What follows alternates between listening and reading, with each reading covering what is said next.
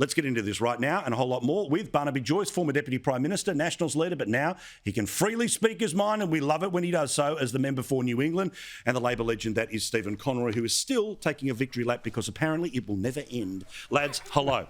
So, Barnaby, let's deal with you first before we get into the, hang on, where were you 2 weeks ago? Right now, tonight, we are being told in a country that could have gas and coal reserves that we have trouble with both. We are being told that renewable energy is cheaper, but bills go up by the day. You've talked about this all day, every day, whether people want to give you credit for it or not, but welcome to the rubber hitting the road right now for real people. Look at that. See that? It means it's cold. It means that there are people out there who are having to pay for their heating. And this is the point. What we are having here is the fact that the 2050 target means that you are paying for this on your power bill. The 2050 target means that you're paying for this in your food bill. The 2050 target means you're paying for it on your fuel bill. And it's not just in Australia, it's across the world. But it's having ramifications, and the rubber has hit the road. The power bill's going up.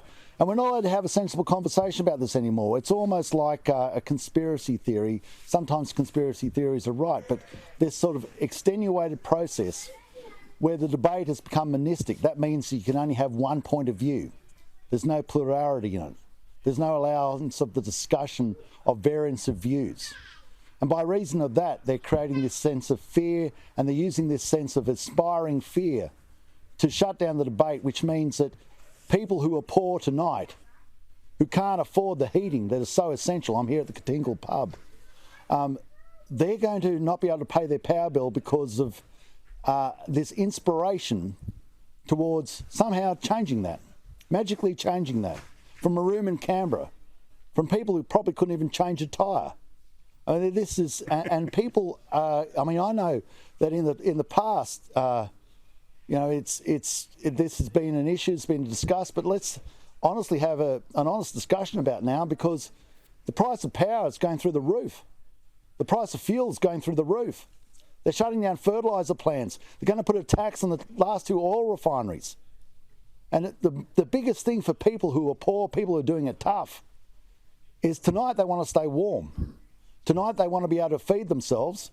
Tonight they want to be able to pay for the fuel that goes in their car at $2.20 in some instances a litre. That's beyond the concept of them being able to do it. So, I hope the teal seats are happy. I hope, it's a good life there. But there are a lot of other people who don't live there or in Green Street.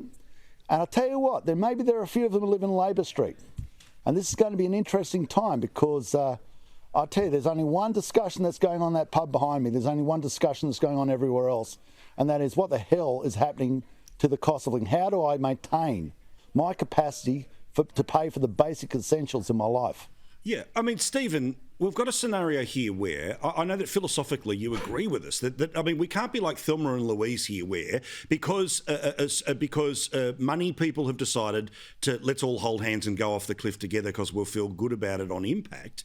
I mean, the reality is that should Australia do something about climate change? You betcha. But I'm not willing to change from what works to what doesn't work for the sake of showing off that we're willing to do our bit about 1% of the world's problem. Look, I'm afraid, Paul, I just can't let Barnaby get away with what he's just said. Barnaby, were you being deceitful in the cabinet when you held a discussion about the impact of signing up to 2050 and signing up to the 2030 targets? Were you being deceitful in your own party room? When you say people aren't telling the truth, you were leading the discussion as Deputy Prime Minister of Australia 2 weeks ago. You took it to your party room, you signed up, and you've said publicly, I got such a great deal, $20 or $30 billion as compensation in all these different infrastructure builds. Barnaby, you don't get to suddenly pretend you didn't do those things. Well, at least wait a year. Don't wait 2 weeks. Okay, so well, let him respond. In that pub behind you. I'll tell you what, I'm happy to respond to that. It's on the public record because, fortunately enough, people in my own party managed to leak. That right to the end, I said, I don't agree with 2050. I don't agree with it. Now, you can laugh, Stephen, because it's your Mr. Bowen, part of your You right didn't say faction. that during the His election first meeting, campaign. you didn't Stephen, say that. I tell you what. No, hang on, mate. I was in central Queensland talking about how you're going to put a new tax on 215 businesses by reason of reduction of the so-called safeguard mechanism. And I tell you what, right now, your Chris Bowen from your right faction is out there, and his first meeting is he's talking about climate change. Apparently. But so Stephen, you know, as a member of the Labor Party... He's going to change the temperature of the globe. Yeah, Chris Bowen is like a god. Yeah, he's like a god. He's going to change the temperature of the globe. Well done, Chris. But the trouble is the people in Struggle Street are going to have to pay for it. Yeah, but Stephen, you remember, as a member of a Labor Party, you have argued things in caucus that you have lost, but you had to go out and argue as if it was your own policy. For God's sake, Penny Wong had to pretend she was against same-sex marriage because that was the party's policy. Isn't that exactly what Barnaby just went through? Which he argued something else, lost the fight in the room, and then had to go off and argue about, frankly, what he denouged believe in. Just like Penny Wong did. More than that, Paul, fortunately, it was the Deputy Prime Minister. Fortunately enough, I had people who leaked against me who said, right to the end, Barnaby didn't agree with 2050. Yeah. Guess what? They're correct. So Stephen, we can back up and we can do... I'm happy if you want to do the 6 minutes of politics, let's do it. But about the situation that we are watching right now, we have a series of long-term ideological issues that are now coming home to roost. State governments that buggered off state assets, turned them into privatisation, that's part of the blame. The private market that's decided to again choose ideology over reliability, that's to blame. So how do we make sure that in a year's time, when Labor is marching towards more renewables in the system, that we have something that can back it up like gas? Like nuclear. Well, firstly, you must have missed today. Well, Barnaby, 9 years, no conversation about nuclear. I mean, like nuclear. You don't get to pretend the last 9 years didn't happen. I support Deputy Prime Minister. I support nuclear, does the Labor Party. I support nuclear, does the Labor Party. Outcomes. I support nuclear, does the Labor Party. I've just said you haven't got the courage to actually mount the argument. I'm in Parliament. I support nuclear, and you're not even in Parliament. Do you? Stephen, nuclear. And suddenly you've got courage after 9 years in government. Well done, Barnaby. Where were you when you were the Deputy Prime Minister? Okay. You're not even in Parliament, Cyclone. Do you support nuclear? Can you say it? Get it out of your mouth. I support. Get it out of your mouth. No, my position on these issues has been well known to everybody. I am not a supporter of all of the nuclear power stations. So let's be very clear. I have been publicly, proudly on the record on that issue my entire life. My entire life. I spoke at the ALP National Conference. That we should or shouldn't? Sorry, I haven't Googled, mate. That we should or shouldn't have it. We shouldn't be in the nuclear industry. We shouldn't be in the nuclear industry. Hang on. Public record. So you don't support the nuclear submarines? My family, unlike yours, Barnaby, my family lives, eats and works. Nuclear submarines are a completely different subject. I am right behind nuclear submarines, Barnaby, right behind them. I can actually walk and chew gum. So you don't support them when they're in Sydney Harbour? I can walk and chew gum. You don't support them in Sydney Harbour? Yeah, I support them. I absolutely support them. How do you support nuclear submarines and not support nuclear power? What do you think they run on? Donkeys?